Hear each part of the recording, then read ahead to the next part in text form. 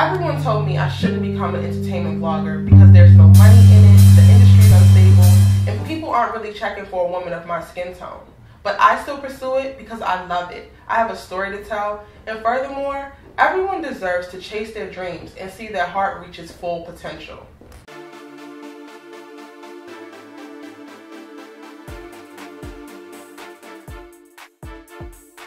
Hey everyone, it's Neffy Anderson here with a brand new episode of The Path Less Traveled. Today's guest is medical student turned media mogul in the making, Erica Vane. Now let me give you the scoop on Homegirl, okay? Erica Vane is most known for being the founder and CEO of Vane LLC, which is a media company that started out as a celebrity entertainment blog, and it has grown to be so much more. Vane LLC has over 10, count them all, let's count them all together, 10 different platforms, and it's gone global, so yes. Welcome. Thank you so much for having me. I'm so excited to have you here because you guys get put on right now. Let me just say that. So tell us about how you went from the medical track. I mean, you were getting your master's. Yes. So how do you go from that into entertainment? Walk me through that a little bit. How'd that happen? I've always had a love for celebrity, fashion, and music. Okay. That's always been a thing for me. Growing up, my life was pretty much all about sports and school, but I have the magazines, like I have magazines now that are 10 or 15 years old because I collect them. I subscribe to so many things. Oh my goodness. Keep them on, and everyone's like, Erica, when I move, everyone's basically just moving magazines and they're pissed and they know it.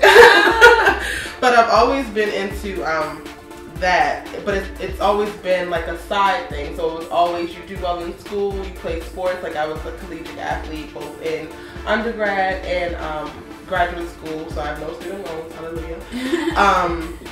But I've always been focused on like the scholastic and the sports, but then the outlet was entertainment, so it was paying attention to what Rihanna is doing, or Beyonce, or watching red carpet. But how did you go from medicine into that? The transition happened while I was in graduate school. I have a master's in biology. My research was done in immunohistochemistry.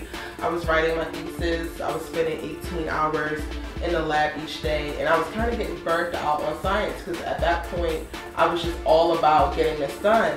And I just felt, you get to a point where you feel drained, you feel bored, and you're like, I need something else that's going to help me keep going. Right. So for me, that was tapping into that interest in fashion and entertainment. My friends and my family were like tired of hearing about all these random people who they don't have their money, they don't have their clothes, so they could care less. Right. So I started looking for ways to, you know, kind of scratch that itch. And for me, it was blogging. It would have been great to start a magazine then, but I was writing a thesis, so I couldn't really do both at the same time. So the blog kind of was that for me. Wow, that's amazing. And so talk to me about, you know, your big break with this blog, because once you started it, so what year did you start it in? I started it in 2009, December 2nd, 2009. I started date and everything. She got December 2nd at this time. It was a major moment for me, honey. A major moment. I will never forget that day. Right. And it pretty much took off as soon as it started. So yes. Talk to me about, I mean, with interviews and invites, all these different things. So tell me about what would you say your big break was with this blog, and it made you say like, okay, you know, maybe I'm gonna rethink the whole medical thing. I think the aha moment for me came right around graduation time. So I started it December 2nd. Of course I did like research and stuff before that, but the official goal day was right. December 2nd, 2009. And then by May, when I was graduating, I was, you know, balancing invites and offers to do this and that. So that was kind of the aha moment for me. Right after school, I went into a job instead of going straight to medical school because I kind of had picked up a little bit of momentum with the site, and I was like, you know, I'm really interested in this, and I'm not really sure if I want to do some more science is your life. So I got a job and I was doing the blog on the side, and that was my aha moment. The invites to interview celebrities, to come to events, and to just do a lot of things that submerged me more into the entertainment industry was my aha moment. Wow. So what would you say is one thing that most people don't know about your journey to where you are now?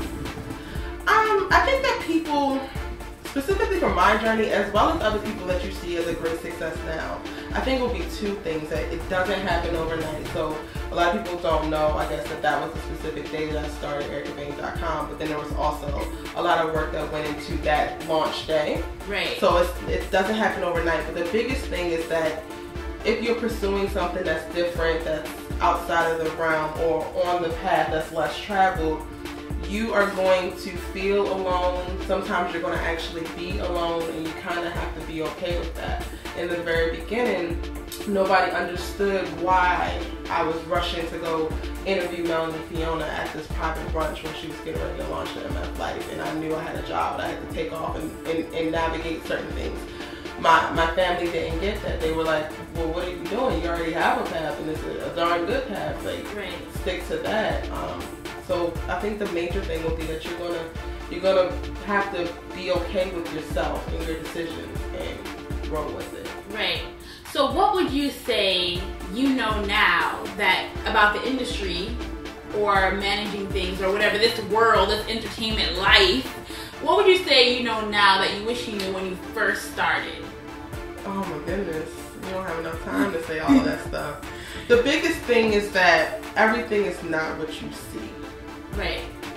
There's so much more to what happens in the entertainment industry than what people actually get to see. And over the years, I have learned a lot via experiences, via watching my friends and my colleagues and things like that. That things are just not what they seem to be.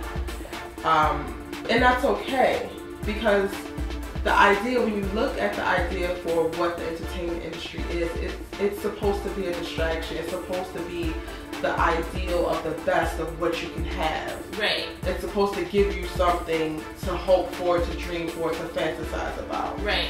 But when you're working in it, and you come from a place where you weren't necessarily, like, I wasn't trained as a journalist, I wasn't trained as a PR agent, I wasn't trained as an advertising salesperson, but I have to do all of these things for my company.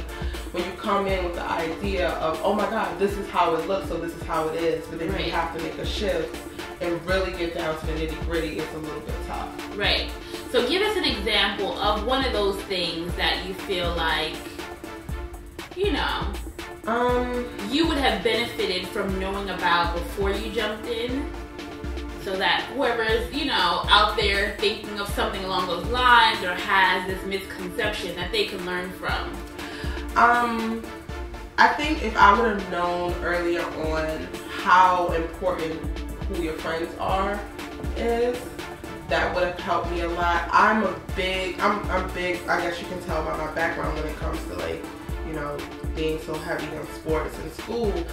I'm big on do the work, and then the acknowledgement will come. Whatever you're going for will come. Just put your head down and do the work. And that's not always true with the entertainment industry. Not. Oh my goodness. It's not true I'm that way. Industry. Like, you can work for 20, 30 years and never receive like any type of credit for it, because people don't know. And the way that people kind of communicate in the entertainment industry is, I'm going to help my friend get on. So if you're a host and I'm friends with somebody else, it doesn't really matter what your reel looks like. It matters that this is my friend. And it sucks, but it's fact. And if I would have known that to begin with, I could have navigated it a little bit differently, and I probably would have been here 3 years ago. Right.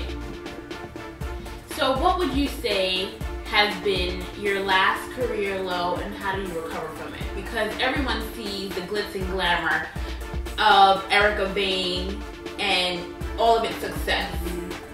You're always, I mean, last I saw, I don't know if you guys saw, but homegirl got a selfie with Oprah. I don't know if Oprah knew she was in the selfie. It was like, you know, at the Selma premiere. So, you know, you see all these things. You're always with celebrities and all that stuff, and you know, people think that you don't have any bad days or you don't have any lows. Like, your life is perfect. Everything goes the way that you want it to go. So what would you say has been your last career low, and how did you recover from it? Because I think it's important for people to know that you are going to have career lows, but more importantly that you can and you will bounce back. Well, let me just say this. I've had quite a few career lows, and I don't shy away from saying that because I think that failure or whatever you define as maybe a career goal is important. You are never going to be a success if you don't have moments of struggle, failure, or strife. Right. My most recent career low, I would think, would be fourth quarter last year. I really struggled hard trying to figure out what next. Like, for me, I want Vane to be a globally recognized, like, right there in your face brand that people can go to, not only for, you know, what the latest celebrity is doing, but lifestyle advice and career advice and motivation. I'm getting into doing retail things. I am working on a few apps. So for me, the career low came where I kind of felt like I was in a point of like, I'm stuck. Like, I have all these great ideas, but I don't know how to make it happen. I don't know who I'm going to get to help me make it happen. And now what? Did I do all this, build all this momentum for me to just like stalemate and fall off? Right. So I kind of had a feeling of that towards the end of last year, and that was kind of critical for me. Right. Which is normal, I feel, with people that are kind of like how you are, right? You have so much to give the world. You have so much. You're not just one-dimensional, right? Right. And so it's just like, how do I exercise all of my talents, bring to fruition all of my ideas? How do I do it? It's like, like a brain freeze, like too much. So how did you recover? Yeah, how did you recover from that? How did you move out of that space? And honestly, I had to go to church. I had to do a little bit of meditating. I had to stop. Right. That was one thing, because sometimes you get caught up in the madness of everything that's happening in your head, everything that's happening around you, and you don't really know where to start or where to go. But to me, the key is to just stop. I stopped, and then I took some time away from social media. I took some time away from writing. I took some time to just be. Right. And then I was able to go back and like, I started with a list. Okay, this is what you want to do. So write down these goals. What do you have right now that's going to be able to help you towards these goals? I made a list of those things. And then the things that I had more of, that's what you do first. Like, you have these resources already, then you start working on that first, and you make the shift, and you do this, and who do I know that will be able to help me? I started to make a list of my network and who would be perfect to reach out to for this or reach out to for that. But I really had to just stop, find a calm place, and then try to see the situation and the problem not from my eyes, just looking at it for what it was. Right. And then from there, I was just able to start to build a plan. Right, take steps towards all of the goals and things that you wanted to achieve. And I had to do that, and I'm still working on that now, where I'm doing it in a way that is like one foot in front of the other, because I'm really quick to think I have 8 legs and I'm going to run in every direction all at the same time, and it's like you can't. You gotta pace yourself. Do it well. Yeah. So let's work it out. And I'm also working on now doing a lot more delegation. I was horrible. The first 5 years of my company, I'm horrible at delegating. I want to make sure it's right. I don't have time for no foolishness. Right. I'm not going to delegate too much of nothing, but now I'm delegating a lot more because I do have quite a few people on my team. I do have people that can help me and are responsible and adult in their own right. Right. That's awesome. So talk to me about the career moment that you're still waiting for, right? So you've been doing this for some time. Almost, how much I want to say, like 6 years now? It's 5 years. It's been 5 years from the start of the vlog until now. Right. The career moment I'm waiting on, yes, I did a selfie with Oprah, and I was able to say, hey Oprah, like, she saw me and was like, hi, how you doing? Okay. But it wasn't like a moment of like, let's sit down and talk. My career moment, I guess I'm waiting for is my day on Super Soul Sunday, where I'm talking about my mindset and my life and how I was able to change certain things coming from inner city Baltimore and really shifting everything about what I knew. Right.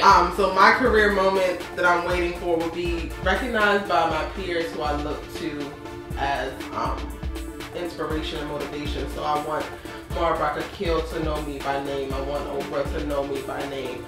I want Gina Prince Blythewood and Ava DuVernay to like, hey, Erica's a dope girl. Like, she does X, Y, Z. I think that would be the moment for me. Right. That would be awesome, and I know that moment is coming. It's on its way. It's on its way. I hope so. So, talk to me about the different services and branches of your company, right? So, it started out as just entertainment, but it's branched out to so much more than that. And it really happened organically. Like, I would have never imagined that this is what I would be doing right now. But I started out with Erica Vane to kind of scratch that itch of I'm interested in entertainment and I want to talk about it. I want to connect with people who are also into it. And everything else came from that. So Vane Life was the follow-up site that started to speak to, okay, I have been in love twice, I've been in rocky relationships, I've dealt with this, I've dealt with that, I am a young black woman in America that's struggling in of itself. Let's talk about that. Like, let's connect with other girls who may need somebody to get them, that they don't have to get them. So Vane Life was launched to really talk about everything that has to do with your lifestyle, relationships, love, profession, personal stuff. And for me, again, it served, it kind of scratched the itch because that's where I was at that point. I was really submerged in entertainment, doing interviews and this and that, and I find myself losing not my humanity, but the this is me as a person part of it. Because I started to just be Erica Vane. So Vane Life allows me to be Erica Turnbull, and I'm a real person, real feelings, real struggle. Around the same time, I lost somebody that was really, really important to me. So that's what Vane Life is for. The other platforms are Fit Vane for fitness, because I'm really big on, I was a collegiate athlete, and after I stopped, I'm like, I'm not working out, I'm not doing this, I'm not doing that, girl. And older, you need to keep it together. So Fit Vane was for that. Chic Vane is for fashion. Yummy Vane is for food. Like, I really just started to build out what this platform looks like to kind of service those obsessed with whatever. So if you're obsessed with entertainment, we got Erica Vane for you. If you're obsessed with talking about lifestyle, developing yourself, personal stuff, Vane Life. If you're interested in fashion, we have Chic Vane. That's kind of where the spawn of the different platforms came from and the ideology behind that. I love it. I love it because, you know, I just want to go back to you as a person is not one-dimensional, right? We have so many different layers as people, as females. So it's great that you create something for all of those different sides of us. So what would you... people who are like, there are some people who could care less what Beyonce, Rihanna, Adele, anybody is doing. They just want to talk about what's going on in their life. So, and I wanted those to be distinct, living and breathing platforms, because I realized that I might be the type of person that wants to know everything and is really vocal about being a citizen of the world, but not everybody is into that. Some people are just into what they're into. What would you say you did to deliberately brand yourself, especially in the blogging world, the world of entertainment? So it's a big playing field. There's so many people. So what did you do to like stand out? The first thing that I did well, and I'm constantly complimented on that in reference to branding, was choosing a good name. Erica Vane stands out to people. It makes them think, it makes them wonder who I am, it makes them, you know, want to inquire. So picking my name was one of the best steps forward that I did. I'm pretty active on social media. Like I told you, I dialed it back a little bit towards the end of last year, but from the very beginning, I was super active on social media, and that was everything from movie reviews to Twitter chats to what I'm eating to what I think about what's happening overseas, but really constantly having a communication with people. Social media to me is huge with branding. There's no way that you're ever going to build a brand in this day and age if you don't want to get on the computer. Alright, hold on. I'm going to need you to look at the camera and say that again. Say that one more time. You will never build a sustainable, huge brand in this day and age if you want to stay away from the computer. It's just not going to work. Because there are some people, there are some companies that are just like, no, I don't do social. I'm not on. And the thing about it is you can have a brick and mortar store in Brooklyn and that's where you're going to be and you're content with that. But what happens when you need more than just the foot traffic that's walking out in front of your door? People have to know that you're there, and social media gives you the perfect vehicle to let people know, hey, I'm here, pay attention to me, come stop by. I always tell people that it's free, so you need to put whatever you're about, whatever you love, whatever you're looking for a job in, you need to make sure that's in your bio. You shouldn't have a bio and I don't know what you're about, what you do, what your passions are. Exactly. Girl. Exactly. Girl. All right. So speaking of social media, we put a question out on Instagram and Twitter to see what your fans want to know. So one question that really already just pops out to me is, you know, Nicole Bitchie comparisons. Yes. So someone asked, what makes you different from the Nicole Bitchies of the world, the Perez Hiltons? Yes. I love that question. And I actually love Nicole. Nicole was a pretty pivotal point when I first started. She was one of the first people that gave me encouragement and, you know, told me, Erica, keep going. Right. No matter what, keep going. So shout out to Nicole Bitchie. Hey girl. What makes me different is that I'm okay with being me in the things that I'm interested in. In the beginning, I started out because this is what I loved and this is, you know, what I was interested in. As I started to make this a business, I started to fall back and like, well, what do people want to see?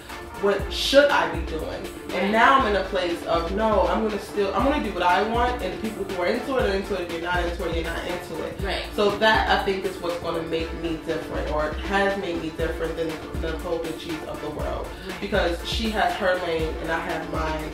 And though we have a lot of interests that may cross over, we go about them differently, and it's just not the same. Right. You know? So let's see. What are you doing? These questions are good. I mean, your fans, you guys are getting us together. Yeah. What are you doing to reach different markets of the world? Oh gosh. I'm actually now like uprooting myself and moving. Oh my goodness. I have a plan for the next 2 years to live in 3 different places, and I actually moved this weekend. Well, you gotta tell us what those 3 different. You can't just skim over like 3 different places. You can't just skim over that. I don't want to tell the 2. I'm moving. Most recently, I'm going to be moving to Detroit. Shout out to Detroit. I know there's tons of horrible press about Detroit and where they are financially, but there are amazing opportunities happening in the D-Town right now, and I'm going there to capitalize on those. Anyone who watches this and you're in Detroit and you're interested in media, public relations, reach out to me, tweet me, and email me, because I'm looking to work with a bunch of great, dope people, and I'm looking to provide opportunities, and I'm looking to really promote that Detroit has something amazing coming, and you guys like are just really not ready for it. Right. But in the other 2 places, I'm gonna keep under wraps right now.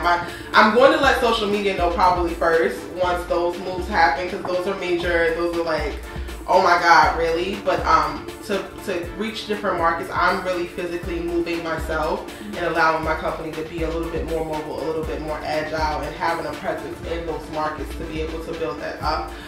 We are launching an Erica Vane España, so we'll do everything in Spanish. That's coming very, very soon. Like literally very, very soon. The social media is already being done now. I think the first social media campaign that we're doing with that will be the Critics' Choice Awards. Oh, that's awesome. So we'll have coverage in English and Spanish for that.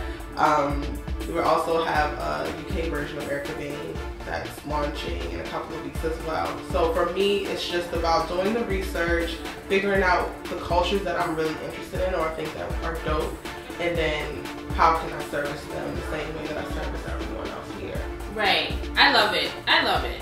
Because, you know, so in school, my major was communications, but my minor was business, and so I did international marketing. I love marketing. So I studied in China, and it really opened my eyes to just how, I mean, I've traveled, I've, you know, been all over the world, but like studying how different cultures shape, you know, everything. You know, the kind of news that they're interested in, the way that they dress, the way they talk, all that stuff. So the fact that you are molding your company to reach those audiences, not a lot of people do. Even the big companies. That's true. It's like over their head. But for me, and it kind of piggybacks on what we were talking about earlier, to me, I'm a person that wants to be a person of the world. I'm not just a black woman. I'm not just an American. I'm a person that's interested in what's happening 2 worlds away. I actually had a meeting last night with my team, and we wind up, I don't know how we got onto this, but we started talking about the fashion in Kuwait and how it's not as modest as people think, and how they're like true fashionistas, and we're working on what we're going to do to be able to display that, communicate that to other people that are outside of that community. Like, I'm really interested in learning as much as I can about the world and kind of bridging that gap. So Facebook has the idea of bringing everybody online. I have the idea of like connecting everyone in the world to the conversations that they're talking about, because everyone's talking about a lot of the same things, they just don't realize it. I love it. So someone asks, how do you take your experiences as a blogger and put them out into the world to make your audience feel like they're right there with you on the same page? And I think that you kind of just answered that. Yeah. Look at that. I just try to keep it real, honestly. I'm not big on, and this happens in the entertainment industry, they stage a lot of things so that it'll look a certain way. But I want to, you know, be as honest with people as possible, and I try to make myself very, very accessible via social media when people have questions or whatever. Right. Okay. So last 3 questions, I'm gonna wrap it up because I could be here talking to you forever. Yeah. So you mentioned, you know, wanting to do a magazine. Yes. What's happening? That's already happening. Come on, spill the tea. You can't be here trying to act like I pick up on that. Let's talk about that. I am so excited. So I do have a magazine. It's under the same name, Erica Vane. It's going to be a women's general interest magazine, and it's going to actually encapsulate everything that Vane kind of has in the media realm. So there's a section for celebrities, there's a section for lifestyle, a section for fitness. All of those things are going to be in there. That to me is a major thing, just because I love magazines. My favorite magazine is Elle, and now I'm going to actually have my own. It's crazy. So I had a meeting last night with my team where we were mapping out, you know, the next 6 issues and who's going to be on cover and what the shoots are going to look like and things like that. So you guys can expect that very soon. That's awesome. Can we go to the newsstands and buy it? It's a digital magazine? Yes. It will be available digitally as well as in print, because some people are really into print, like myself. I want to feel it. I want to, you know, be with the magazine. So it'll be print and digital. And it will be on newsstands. It'll also be, and we're working on some independent distribution. So it'll be in like clothing boutiques that I really love, hair salons, different things that are fun. And, like, I love part it. Of the people, you know. I love it. So, you know, with being someone that is a go-getter and driven, people often feel like you don't have time for a love life, or you don't care about that side of things. Goodness. Update us on the love life. Is there somebody? Are you dating? Are you interested? What's going on? When I first started Erica Vane, I went through 2 relationships in the very beginning of Erica Vane. It wasn't sacrificed by my career, let's say that. Right. But right now I'm not. I am single, and I'm not really looking. Just not ready to mingle. Right. I have so much going on, and the type of person that I am when I'm in a relationship, I really give my all to the person. Right. And I'm interested, and I don't think people do this these days. Like, I look at what's happening with celebrities and so many divorces in Hollywood and stuff, and that stuff makes me sad, because I hope to get married and have children and it be that, and it's like a great family dynamic, and we're raising, you know, amazing people and contributing to society in that way. So I take relationships very, very seriously. I'm not the type of person that's going to be dating him for, you give me a meal, you give me shoes, you give me food. Like, I'm not that person. I can take care of myself.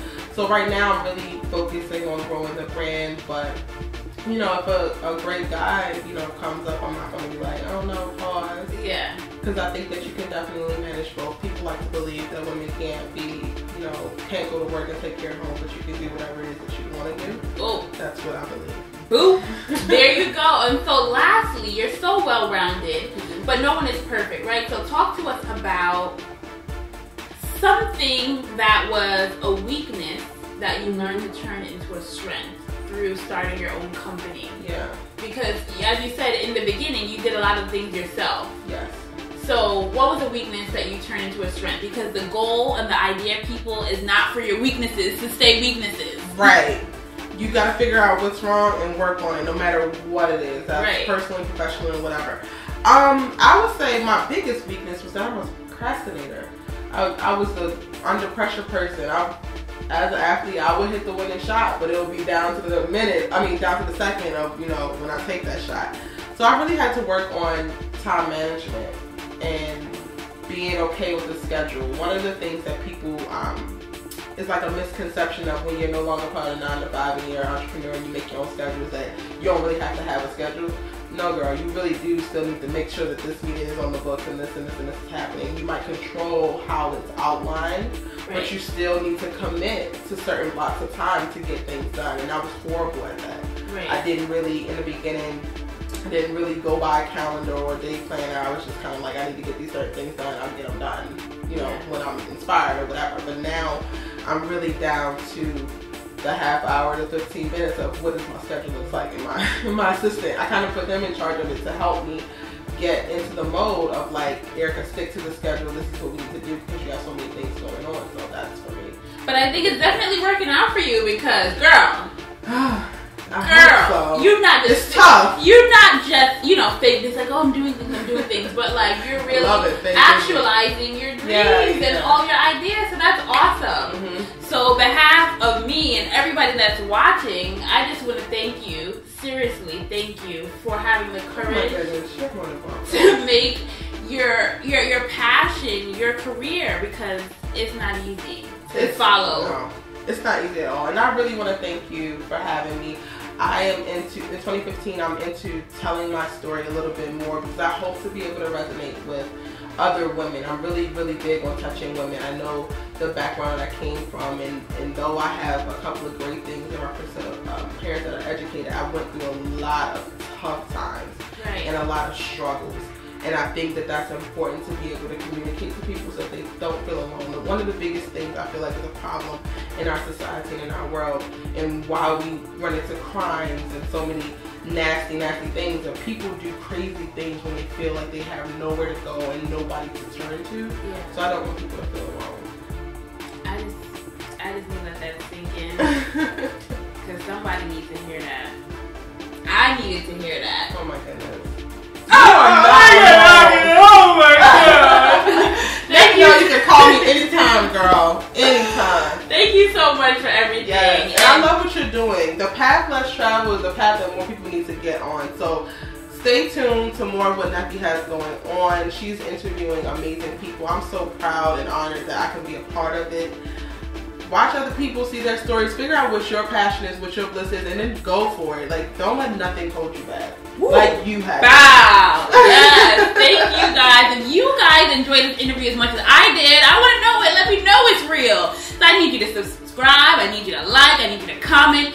And I need you to follow Erica Vane on all of her social media channels so we can, you know, stay updated with all the stuff she has in the works. And we actually tweet you back, so yes. A lot of people, you just follow them and you're just there, but I'll talk to you. Look at that incentive. Until next time, bye!